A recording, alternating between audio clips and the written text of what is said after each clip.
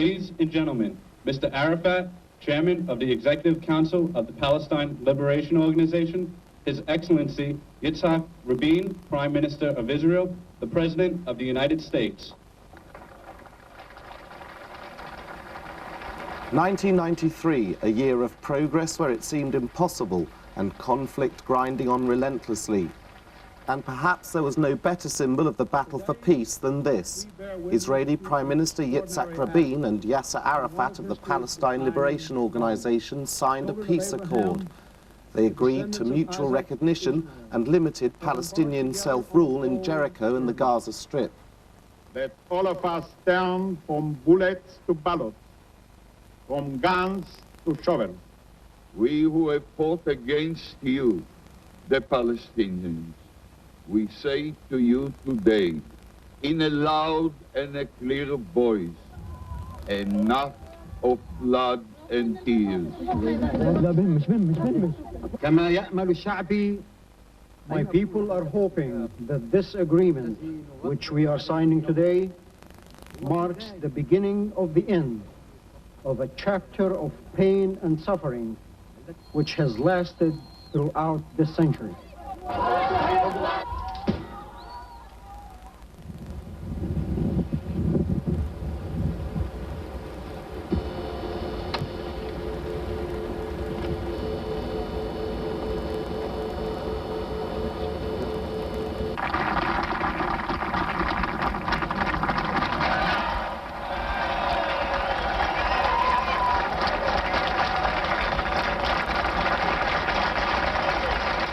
In the months since, there has been continuous bloodshed between Palestinians and Jewish settlers in the occupied territories, as extremists on both sides try to upset the peace process.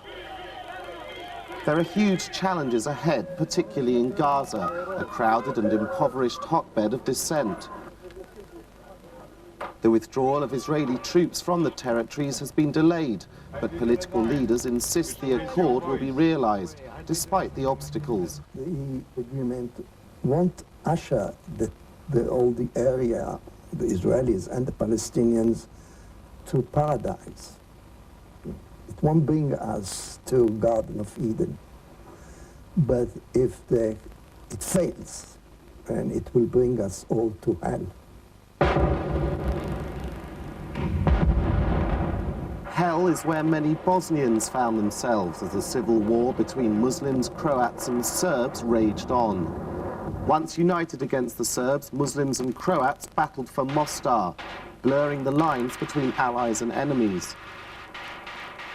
The confusion spread to the international community, which seemed unable to agree on a strategy to help end the conflict. United Nations forces were caught in the political and military crossfire, trying to deliver desperately needed relief supplies.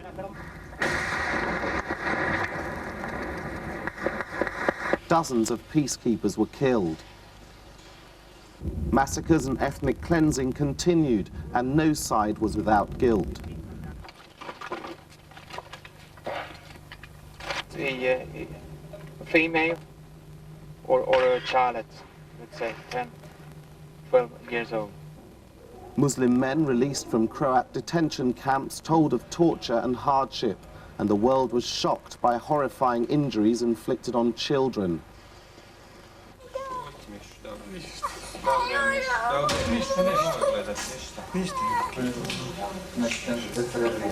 Sanctions against Serbia began to bite, with hyperinflation running at more than 5% an hour.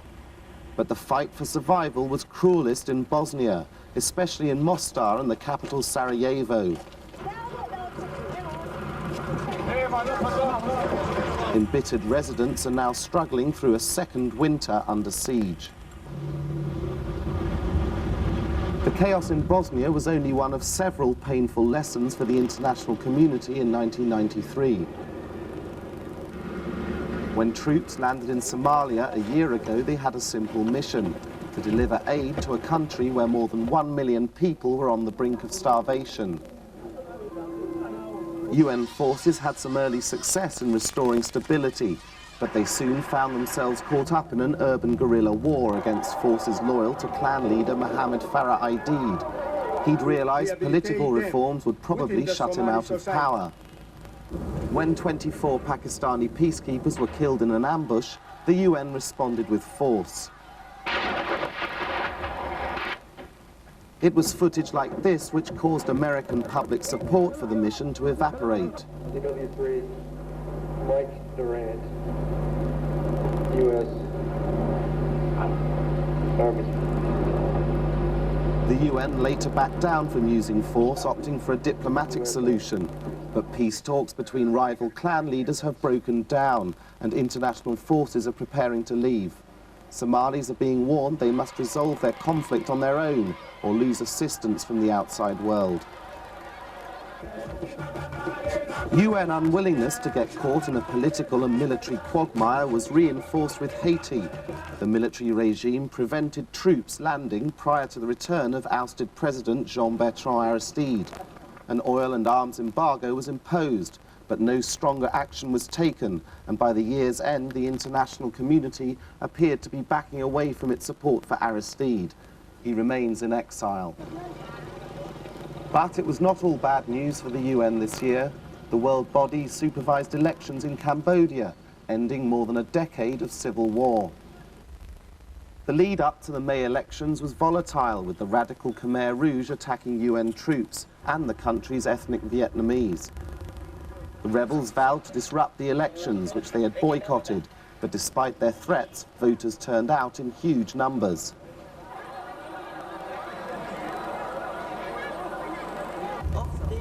A coalition government led by pro-royalists now has the task of maintaining stability. Above it all is the unifying figure of the mercurial Prince Norodom Sihanouk, who returned to sign the new constitution and be crowned king.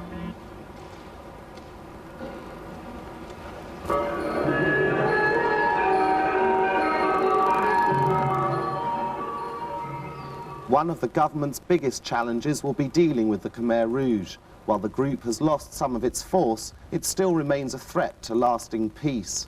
The country still in the fragile transition to democratic rule is South Africa. Next April, it will hold its first ever multiracial elections, which will usher in black majority rule.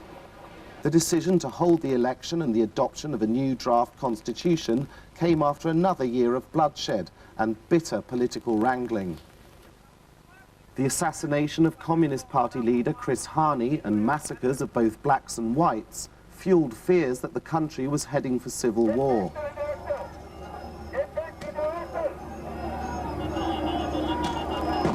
While the government negotiated political reform with the ANC, bitter opposition came from the Zulu-based Inkatha Freedom Party.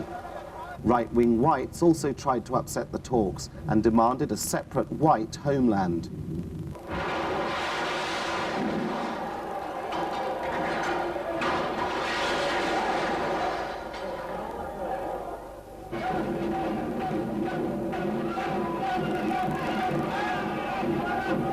President F.W. de Klerk and his likely successor, ANC leader Nelson Mandela, received the Nobel Peace Prize for their efforts. We will have created a society which recognizes that all people are born equal. Repression, injustice, and exploitation are the enemies of peace. But old hatreds mean South Africa faces a turbulent future. It's still too early to tell if old hatreds can be set aside in Northern Ireland. British Prime Minister John Major and his Irish counterpart Albert Reynolds ended the year by signing a Declaration of Principles. It gives the people of Northern Ireland the right to determine their own future, according to the wishes of the majority. The progress came after months of violence by the IRA and Protestant extremists. 10 days of carnage in October sparked outrage among Catholics and Protestants alike.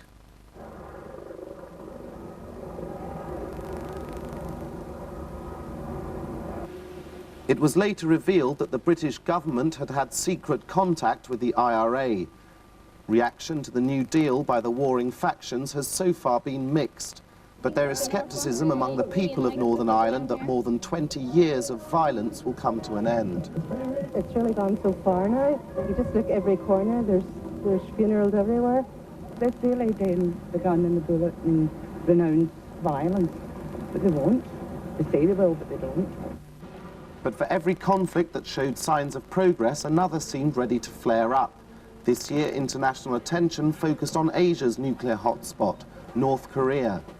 There's speculation that the isolated Marxist state is developing a nuclear bomb. Both South Korea and the United States have been pushing for international inspection of the North's nuclear facilities. The countries offered the possibility of new diplomatic and economic ties if the North allowed inspections, and hinted at sanctions if it didn't. If it abandons its nuclear option and honors its international non-proliferation commitments, the door will be open on a wide range of issues. North Korea said it would suffer sanctions and even war rather than give in. But at the same time, it made the conciliatory gesture of returning the remains of US troops killed in the Korean War. What is causing concern is uncertainty over the true intentions of North Korea and its dictator, Kim Il-sung. Kim Il-sung has been saying ever since the Korean War, you started the war. Now the documentary evidence is out, he started it. He blows up half the Korean cabinet in Rangoon. He says, we didn't have anything to do with it. He blows up K-858 in 1987, and he said, we didn't do it. And if this guy comes to you now and says, we don't have nuclear weapons, are you going to believe him? But other analysts say the North is using the nuclear issue to gain concessions from the Allies and to help keep its regime afloat. So I think North Koreans have played their nuclear card game very, very skillfully thus far.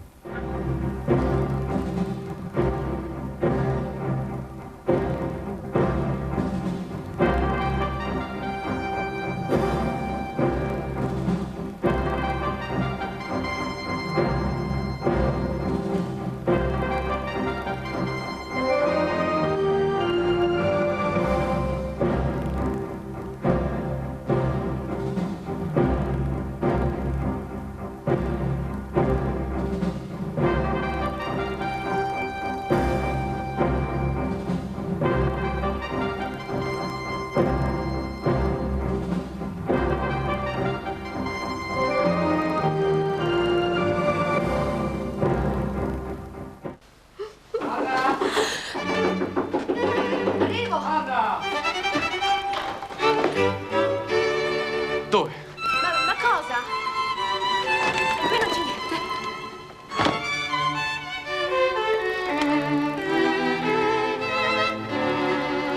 Dannazione!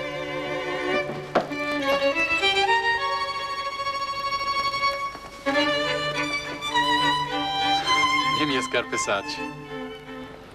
Fai il bravo! Puoi uscire. Sachi.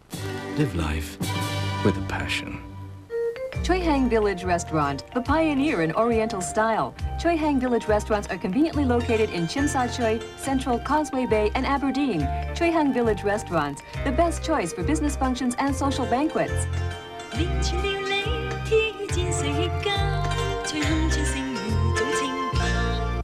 Introducing the ultimate program from American Express, Membership Miles. Every time you spend on the card, you earn points that let you fly for free. The faster you enroll, the faster you start earning points. Fly for free with Membership Miles, only from American Express.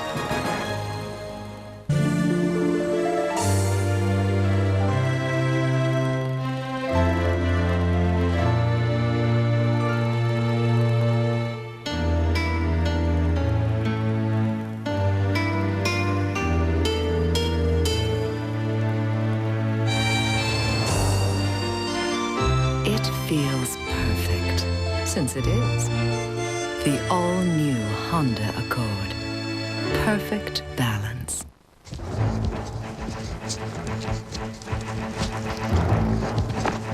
Come on, Galahad. We've got to get there before sunset.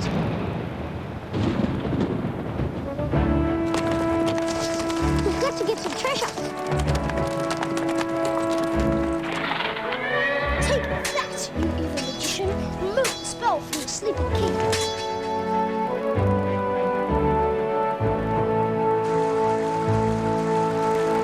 We'll save the knights of the round table. time. Burberry's, another fine English tradition. Eastern Express, a powerful new voice is about to speak. Major events directly affecting Hong Kong are examined in depth by ATV News. 1993, the year in review, New Year's Eve at 8:30 on World. Samsung Special, The Desert Shores of Cortez, a NICAM bilingual presentation. Tonight's 8:30 entertainment on World.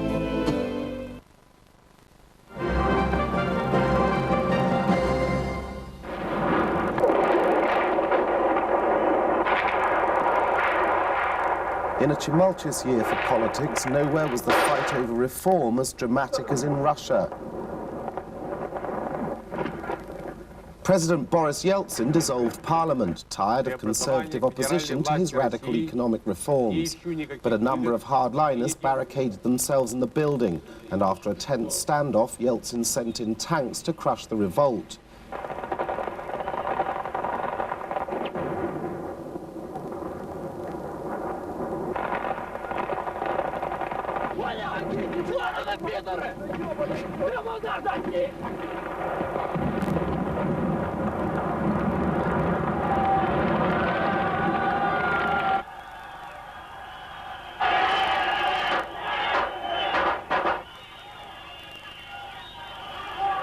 But the December elections, which Yeltsin hoped would hand him a more cooperative parliament, backfired.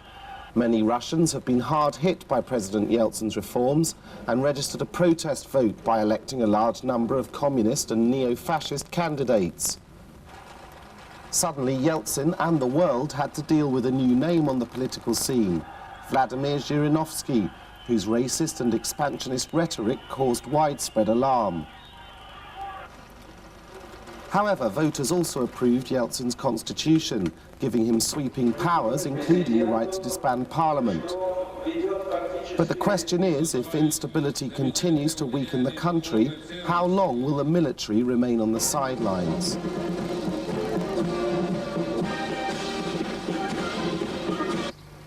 Watching the situation closely is United States President Bill Clinton, who must add Russia to a long list of foreign policy headaches.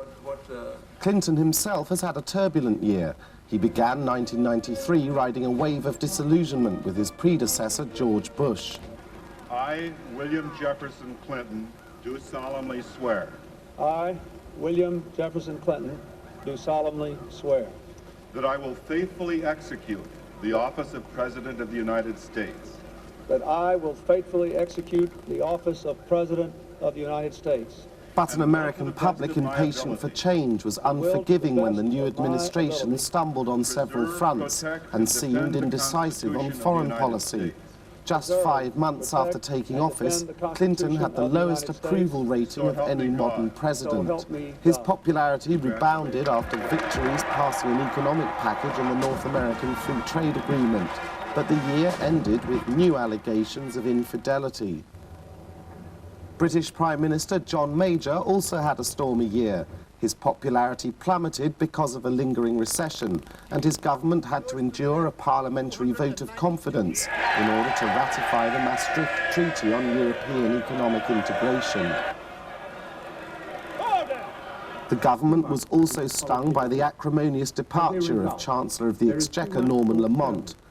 There is something wrong with the way we make our decisions. The government listens too much to the pollsters and the party managers. The trouble is that they're not even very good at politics. We give the impression of being in office, but not in power.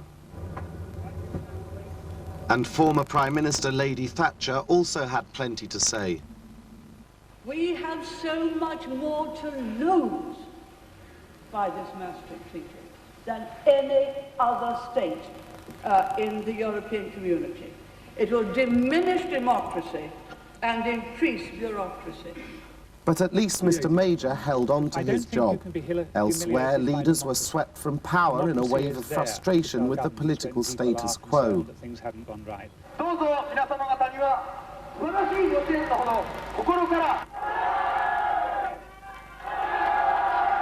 In Japan, the scandal-plagued LDP was thrown out after nearly 4 decades in power. The new Prime Minister, Morihiro Hosokawa, quickly showed his willingness to break with the past. He not only admitted Japanese aggression during World War II, but apologized for it. He pushed a political reform package through Japan's lower house of parliament, and his government proposed several measures to kickstart the Japanese economy.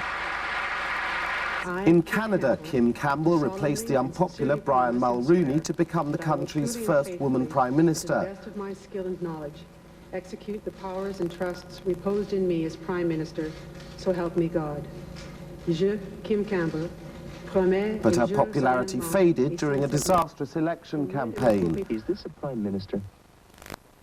Canadians, angered by high taxation and unemployment, voted the Progressive Conservatives out of office.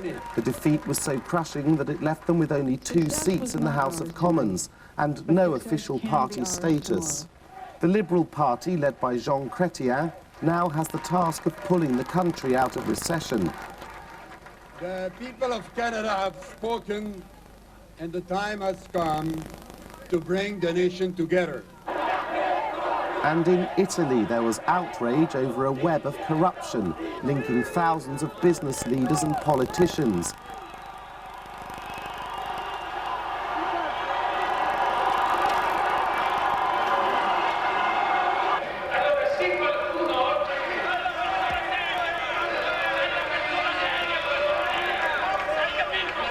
A referendum approved a new electoral system, and local elections saw strong gains by ex-communists and neo-fascists.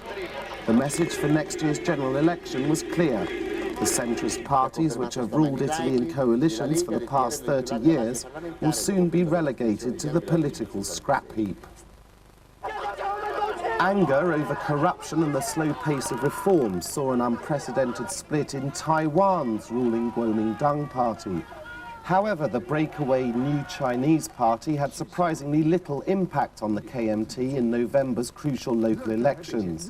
The KMT kept the same number of posts, a sign that voters wanted stability. But its percentage of the vote fell below 50% for the first time ever, which signalled a desire for social and political reform. And the volatility that has become associated with Taiwanese politics continued throughout the year. Reform was also the key word in mainland China this year. The country's market reforms were almost too successful, and the economy became overheated, with the central government losing control of breakneck investment and growth in the provinces.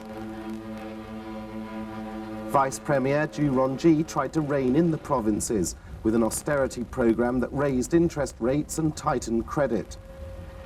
The effort was effectively abandoned at the 14th Central Committee's plenum in November, which called for more growth and economic reforms. And President Jiang Zemin continued to consolidate his position as the likely successor to paramount leader Deng Xiaoping, edging ahead of rivals Zhu Rongji and Li Peng. Jiang brought China back onto the world leadership stage when he attended the Asia-Pacific Economic Cooperation Conference in Seattle. The APEC summit's achievements were largely symbolic, but they signaled a thaw in Sino-American relations and a growing realization by the United States that its economic future lies with Asia. By far the most significant trade event of the year was the successful conclusion of negotiations on the General Agreement on Tariffs and Trade. I gavel the Uruguay round as concluded. The gavel came down on 7 years of talks, culminating in frantic negotiations right up until the December 15th deadline. By any standards, the Uruguay round agreement is one of the defining moments of the latter part of this century. Not everyone would agree, including rice producers in Japan and South Korea, who fear their livelihoods will be destroyed. Whatever its drawbacks, the pact will phase out many trade barriers among the 116 participating countries. It's also expected to inject more than $200 billion into the world economy each year. And for the world's leaders eager to deliver economic revival to angry voters, that's good news.